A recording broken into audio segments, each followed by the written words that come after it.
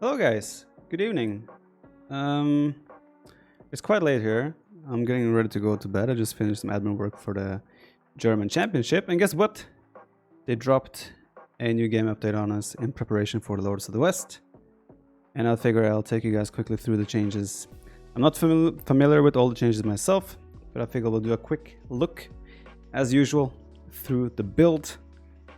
Welcome to another monumental week for Age of Empires 2 Definitive Edition. Not only are we kicking it off with a transport ship full of features and fixes, but we're laying the groundwork for the first official expansion, Lords of the West, which introduces 2 new civilizations, 3 new campaigns, and expands the tools which to build your empire. Sounds good so far. Lays the groundwork for the expansion with improvements to stability, performance, etc, etc, okay. Including fixes for the multiplayer performance setbacks following the November update. That is awesome. Very excited to see if that actually helps out. So, join the New Year celebration. Cool. Owners of the Lords of the West expansion get early access to the 2 new civilizations in multiplayer, the Burgundians and Sicilians. That means you can play them right now if you want to, and they'll be available for everyone as soon as Lords of the West is officially released, which is today, actually, or tomorrow, depending on where you're currently living. Numerous fixes to multiplayer performance and stability issues. Awesome. The profanity filter now targets specific words rather than the whole sentence. Sweet. I don't know how many times my sentences are being blurred out these days. Building blueprints can no longer be used to scout terrain that it doesn't have visibility. Ooh. This means you cannot do the palisade scout anymore, or house scout or farming scout, right? That's going to be a hard habit to actually get rid of, because we're so used to palisade scouting at this point. But I think it's a positive change, because it's one of those things where you can get the information without actually having it. So I think it's a good change for the game. 5 new maps: African Clearing, Amazon Tunnel, Atacama, Coastal Forest, Seize the Mountain. Atacama we are familiar with. Clearing sounds like a Black Forest, like a soft Black Forest version, if I remember correctly. Seize the Mountain sounds a lot like Seize the Hill, just there's gonna be a mountain instead, I guess. I'm not familiar with these maps, but we will see them shortly. I will do a stream tomorrow, or today, again, Tuesday, let's say Tuesday, at 16 GMT, where we're gonna have a lot of fun going through all the new civs and everything. So tune in for that for sure. Unofficial mods are now disabled upon game update to prevent compatibility issues. Awesome. AI and pathfinding improvements galore. Sounds good. And more. All right. We're hoping this kicks up 2021 to a good start. All right. Let's get into the nitty gritty stuff. All right. Build spotlight. Oh, that was very loud.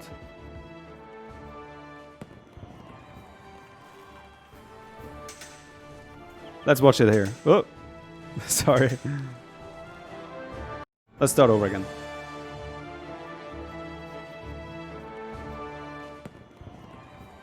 Age up fireworks and cheering. Researchers gives fireworks.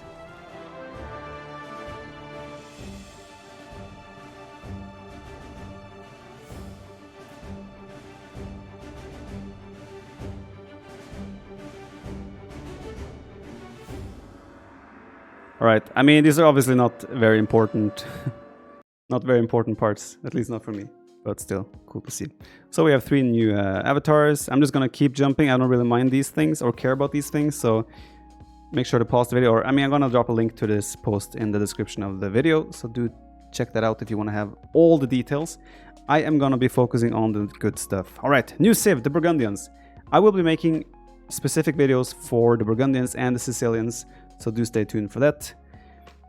But yeah, rise from a mere duchy to the marvel of Western Europe through economic might, cultural achievement, and the use of advanced military technology and tactics. So today will be a quick run through my thoughts, and then we will make a proper video on the new civs going forward. The Burgundians are a new cavalry civilization specializing in economic development. Take advantage of their ability to perform economic upgrades in one age earlier than other civilizations, cheaper stable technologies, and more powerful gunpowder units to dominate your opponent on the battlefield. This is actually a really interesting and cool mechanic. So you can actually do double beta-axe and horse color in Dark Age, for example, and that's I'm really interested to see how the meta will shape out with that in mind. Sieve bonuses, economic upgrades available one age earlier. Stable technologies are 50% cheaper. Ooh, so husbandry will be 75 food, Bloodlines. Actually, if I'm not mistaken, they might not have bloodlines, right? Let me have a quick look here. Yeah, they don't have bloodlines. So that was a quick one just to check it out. We'll go through the tech tree as well quickly. Alright, so there's that. Gunpowder units gain 25% bonus to their attack. Alright. Cavalier Upgrade is available in Castle Age. Now this might sound ridiculously broken on paper, right? But take into account that they don't get bloodlines. And what is Cavalier? It's 20%, no, it's 20 more HP and 2 more attack. Cavalier is 20 more HP and 2 more attack.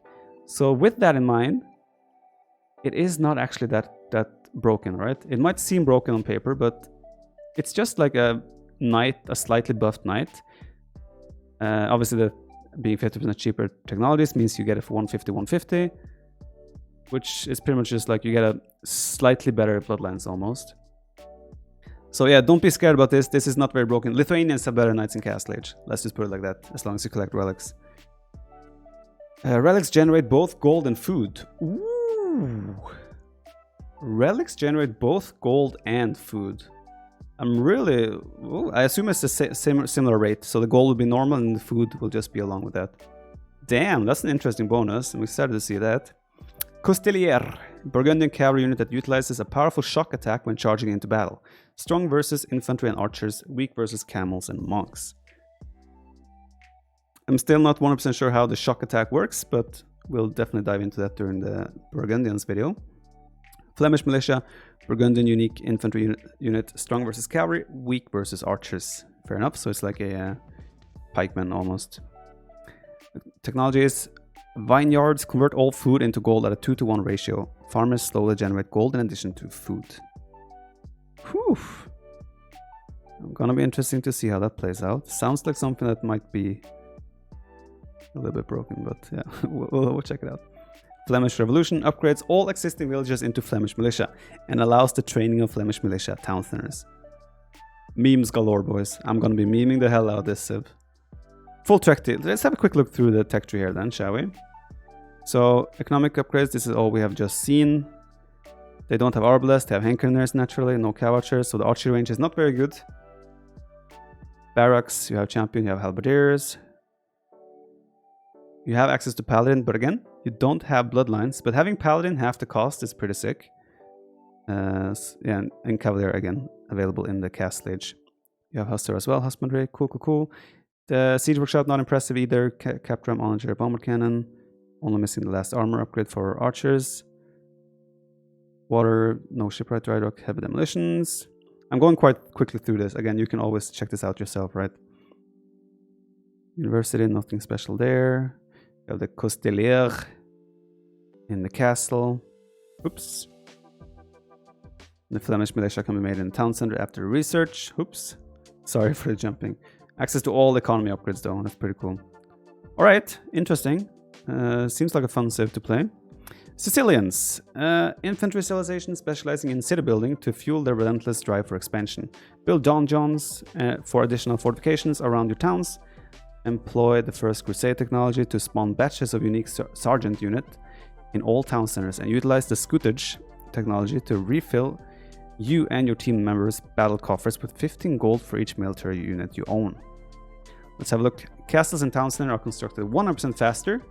Do we have a new best nomad civ due to this? Potentially. Land military units absorb 50% of all incoming bonus damage. Oof, this is going to be some... we're going to have to do some math on this. So your cavalry, for example, will take less bonus damage from pikemen. So this means that pretty much you're better against every single counter unit there is in the game. Archers will do better against skirms and so forth. I mean, take less damage from skirms, right? It's just about incoming damage here. Interesting. Farm upgrades provide 100% additional food to farms before they need to be reseeded. Oof, interesting. All right. Team bonus. Transport ships carry +5 carry capacity and +10 armor versus anti-ship bonus damage. Are we gonna have Sicilians be like D-Civ to land rams and such going forward? +10 armor seems pretty sick, so you probably won't be able to shoot down these transport ships. Unique units, Sergeant, a hardy infantry unit, which also can construct donjons. So this is an infantry unit that can actually build the donjon as well. And the donjon seems like a mini castle. Unique fortification used to train sergeants. Units can garrison in the building for protection. Archers and villagers shoot additional arrows. Okay. The building is considered a tower. Okay. So it's considered a tower, not a castle. So you cannot use it to advance to the next stage. Interesting. I imagine there's going to be a lot of donjon sergeant rushes going forward. We'll have to look into that, obviously. Again, I'm streaming tomorrow, 16 GMT, or today, Tuesday, 16 GMT. That's 5 p.m. Central European time. We're going to be going through all the good stuff, and we're going to have a lot of fun with the new civs as well. First Crusade. Upon researching each town center up to 5 spawns a one-time group of 10 sergeants. So you can get 50 sergeants just by researching this. Okay. Probably going to have 5 TC booming with the Sicilians and then the sergeant research or First Crusade research. Could be an interesting option, right? Just go, okay, imagine this. I go fast castle, I drop 5 TCs, drop a castle, and I research First Crusade. How fast can you do this? And then spawn 50 sergeants, and then just go mass stone and go down. Oh my god. The masterpieces are just already, okay. Let's ignore that for now. That's going to be a lot of fun. Scootage. Upon researching, each member gets a one-time payment of 15 gold for each military unit they own. Oof, that's actually pretty sick.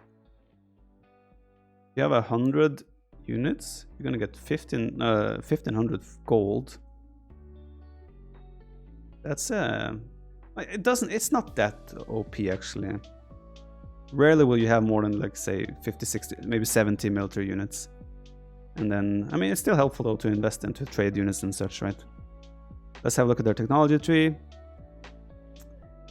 Alright, so they have access to Arbalister. That's the first thing that catches my attention. Champion, Halberdier, Squires, Arson. Their stable looks very weak. You have only Cavalier, not even Hussar. Do you have Bloodlines though? Siege Ram is there, Onager, Heavy Scorpion. Missing the last armor for archers in the blacksmith, otherwise you have everything. Water unit seems pretty solid, only missing elite cannon galleon. Fortified wall is missing. Even guard tower is missing here in the university. No architecture either. Interesting. Wait. Oh, you cannot build towers at all. Ah, so the donjon is going to be the only tower you have. Wait, you cannot build towers? Dude, Sicilians are gonna get tower rushed into oblivion, man. Everyone is gonna tower rush Sicilians. They cannot actually build towers. Okay. That's an interesting one, no question about it. Sergeant, then we have the donjon. I don't know how much stone a donjon costs exactly. It shouldn't be too expensive, I reckon. All the economy upgrades except for 2 men. So I know my camera is blocking some parts here, but it's all good. Alright, the 2 new civs definitely look fun. Some parts might have to be tweaked, but that makes sense. But yeah, we'll see about that. So far, it looks pretty fun though. Numerous fixes implemented to address the mid to late game multiplayer performance. Good. Fixes to performance dips. Fix the crash, okay. Fix the crash in Battle Royale. And fix the rare issue which caused the game to stall after submitting a play report, okay. Achievement, chasing the crown. Fix an issue in the, okay. Graphics, okay. Audio, okay. User interface, bonus stats granted to units via automatic upgrades are now displayed in the base unit stats. Oh, okay, that's actually really cool. Awesome. Profanity filter, okay. Report player model no longer remains disabled after submitting a board, okay. Fix an issue where the civilization selection screen could not be closed after launching the game via Steam invitation, okay. Back button now denotes the page, okay. Upon research of the Cuman mercenaries technology, a notification is now sent to the Cuman player's allies when researched. Okay, makes sense. Medals awarded upon, okay. Scenario, okay, we don't care about that. Alright, all good. UI improvements to Battle Royale. Don't really care, sorry. Again, there's a link to this in the description of the video, so do check it out if you want to read through these yourself. Gameplay. The Gaia team no longer shares the same player color as player 7, but displays its own distinct color, white. Okay. Increase the line of sight of most starting heroes in Battle Royale. Cool. Add a new hotkey, select all idle military units. Sounds good.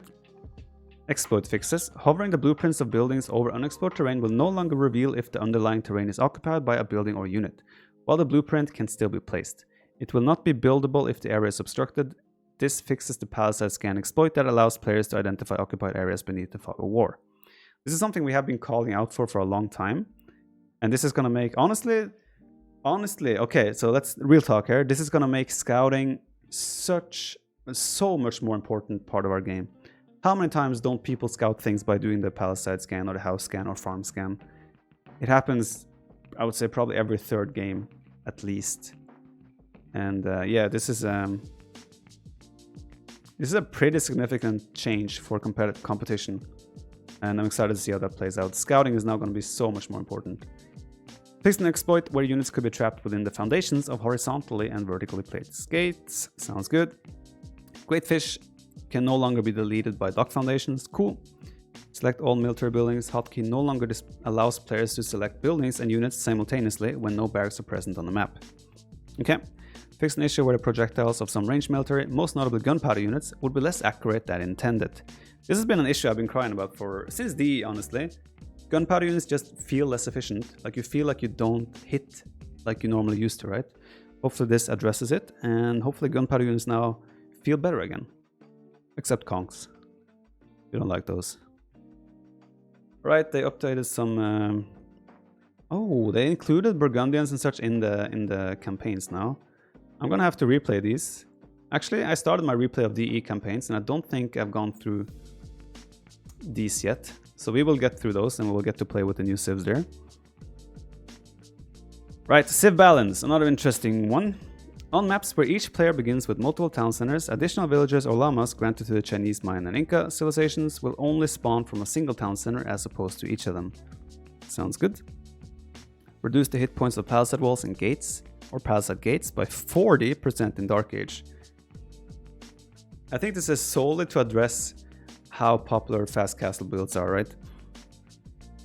So you are way more vulnerable now in Dark Age.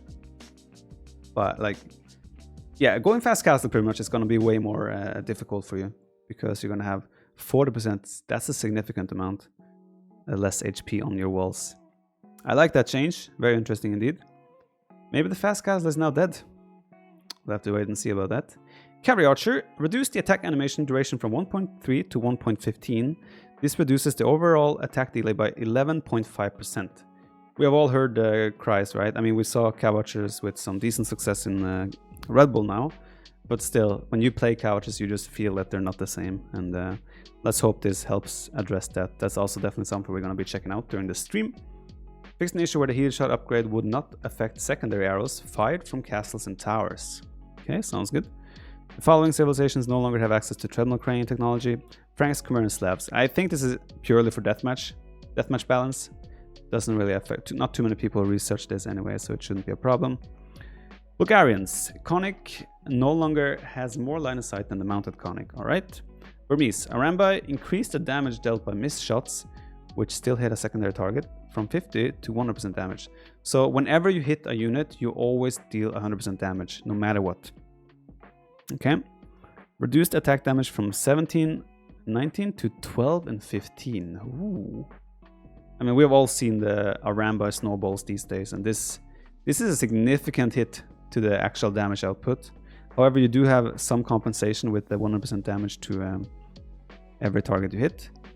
But still, that's 5 less damage to a standard Arambai. 5! Oof. And the elite has 4 damage less. Reduced reload time to match the elite Arambai from 2.2 to 2. Alright, so there's a slightly lower reload time. So there is some compensation here, obviously, but the damage output has been lowered a lot. And I think it's a good change. Arambai, they just feel ridiculous, right, at some points in the game. Franks reduced the work rate for foragers, 25% to 15. Good change in my opinion. This is one of the things that really pushed Frank's economy in the early game, and they already get free horse collar and heavy plow. So I think this is a nice change, just like small adjustment to slightly lower the early power spike of the Franks. They're still gonna be a really good save though, don't get me wrong. Atheism no longer reduces the research cost of spice or treason, but now also reduces the enemy gold income from relics by 50%. Ooh! They just made atheism a thing. Damn, boy. Alright, cool. Huns are back. Late game kings. Imagine if you have 4 or 3 to 2 relics and you research atheism. you're gonna get so much more value out of the relics compared to him. All right, cool, cool. I kind of like that. Italians reduce the price reduction of dock technologies from 50% to 33%. All right. Spoiler alert, I just have made a video for top 5 water sieves in Age of Empires 2, and this affects that a little bit. All right. Okay, I think it's a good change. Italians just really good on water, and having a 33% discount on docks is fine, right? The civilization now also receives a 33% discount for all university technologies. You know what? Okay, real talk about Italians now. They're not a bad civ. They have a really versatile tech tree. They miss Halberdier, and that's maybe their weak point. Otherwise, really solid civ. This university discount is pretty insane, actually. So, I think this is gonna be way more powerful than people might anticipate. Alright, Genoese crossbows reduce the gold cost from 45 to 40 gold. Alright, the wood still stays at 45. Fair enough. Koreans can now research elite cannon gallon technology. Makes sense. Mines, so this is a big one. Obsidian arrows is replaced by a new technology called Hurleche. Hurleche, I don't know how to pronounce that. Javeliners, skirmishers throw a second projectile when researched. So you get machine gun skirmishers then, alright. Interesting. It does improve the late game a little bit for mines, which might be their weak spot at the moment. But yeah. Alright, I think it's an interesting one. Definitely better than Obsidian Arrows, which was quite ridiculous. I think we can all agree with that. I might be one of the guys that have made the most showcases for how ridiculous Obsidian Arrows can be. So it's a good change. Curious to see how the new tech works though. Saracens. Archers no longer gain bonus attack against standard buildings. Okay. Archers no longer gain bonus attack against standard buildings. Team bonus. Increase the bonus attack granted foot archers versus building from +1 to +2. Okay. So they're just relying purely on their team bonus now. And that's slightly increased. Okay. We'll see how that plays out. Camel units are now granted +10 hit points passively. Good change. And then Zealotry has been reduced the cost to 500 food and 450 gold. And granting +20 hit points instead of +30. So they lowered the cost and made a little bit more balance regarding the camel units. This probably counts for Mamelukes as well. So maybe we'll see more Mamelukes going forward. Who knows? But we'll definitely see camels being more used to it. Saracens as well now. They're kind of just trying to move Saracens a little bit away from being the one-trick pony with the archers and the market abuse and the damage to buildings. And I think these are interesting, good changes for Saracens. They're definitely going to be less popular now because they cannot use that archer bonus as heavily. But yeah, still a good change. Tatars. Additional town centers sheep now only spawn from newly constructed town centers and only after advancing to the castle age. Alright, so this means you don't get the +2 sheep in the feudal age. Good stuff. We needed something. Tatars needed to be addressed somehow. And this is a good start. They still are a ridiculously strong civilization in my opinion. But this is definitely something that's going to help a lot. Because the feudal age sheep just made them insanely strong. Keshik increased the food cost from 50 to 60 food. The gold cost remains the same. So 10 extra food per Keshik. Same food as a knight now. Still way more expensive, cheaper on the gold count. So yeah, we'll see about that. But it's definitely another needed change. Keshik is probably I would like to say before this change at least, maybe the best unit in the game. That's how good they are. Random maps. Can we see a map here? Lone villagers have wandered into a forest clearing and must now battle for control. Let me dare to zoom a little bit longer. Battle for control of its sparse resources.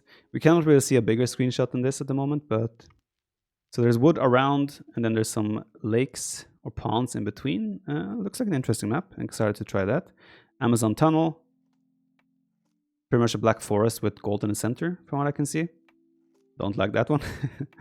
Atacama, we know Atacama at this point. Looks like they don't have the water in the corners as we've had in Red Bull, but Atacama pretty much wood in the middle and then otherwise scarcely spread around. Coastal forest. So it's coastal with forest. So there's going to be water on one side with forest pretty much, and then the rest of the map is fairly open by the looks of it. And it looks like blue and red are allies here, right? With all the towns positioned on the outskirts of a forest, hill battles are certain and ensue the Baron itself. Okay. So teams will spawn on each side and the map will have this kind of layout. Okay, seize the mountain. It's pretty much seize the hill. You guys will know that from multiple tournaments. You start on your own little area and then there's shallows all over the place, and then there's like a mountain or high ground in the center. Okay, interesting. Packed town centers no longer appear in the Battle Royale mode. Packed town centers? I don't even know what that is. Can you move town centers? I don't know. Alright, whatever. Map balance. I'm probably not gonna go through map balance. You can check that out because the video is already approaching 30 minutes. So I'm sure there is some significant stuff here, but please, if you have interest in checking out the maps changes or all the other stuff, I'll go through the AI stuff here. Sorry, it's late, but yeah, there's a link again in the description of the video. AI players will no longer include monks who are holding relics and assaults on their enemies. AI players will no longer try to task villagers to resources that are unreachable due to being blocked by allied structures. AI players are now able to see enemy units that have been sighted by human allies with whom they share vision. AI players will no longer be able to track and find units spotted and then hidden by the fog over more than 5 seconds. I feel like I'm gonna... Oh, actually, okay, cool. AI livestock is no longer affected by collide and correct, which would previously move them away from town center when they blocked. Okay. Portuguese AI will no longer build Fetoras at the start of every deathmatch. Okay, makes sense. Yeah, it wasn't too much here. Fix the rare issue where villagers would fail to defend themselves against predatory animals. Okay. Fix an issue which would prevent villagers from fighting back against attackers and nomad when in the process of constructing a town center. Fix the rare issue where villagers would go idle and ignore new commands after being ordered to repair an object. Fix the rare issue where the AI would stop scouting for long periods of time. Okay, sounds good. Pathfinding, interesting one. Units will now prioritize the most direct path when moving less than 20 tiles. Good stuff. Fix an issue where boarswood could randomly break aggro after bumping into an obstruction. Good stuff. Fix an issue where patrolling melee units would occasionally fail to engage and attack range units who were already in motion. I think I've had that issue quite a lot actually. Sometimes you patrol and they just stop and stand there.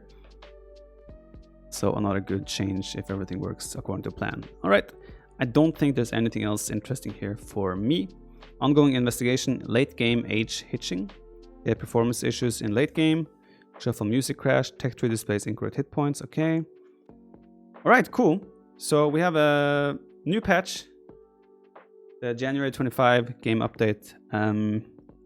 Yeah, there's a lot of changes here that I'm excited for. I'm also excited to see if all the performance stuff is helping. Again, we have to be a little bit careful with these patches and getting overly hyped because we have a history of the patches not always working out exactly as intended. But either way, I'm optimistic with the changes and I'm excited to try the new sieves and the new balance. Hopefully you guys are as well.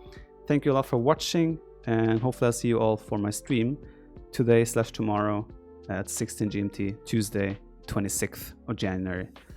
Yeah, have a lovely night everyone.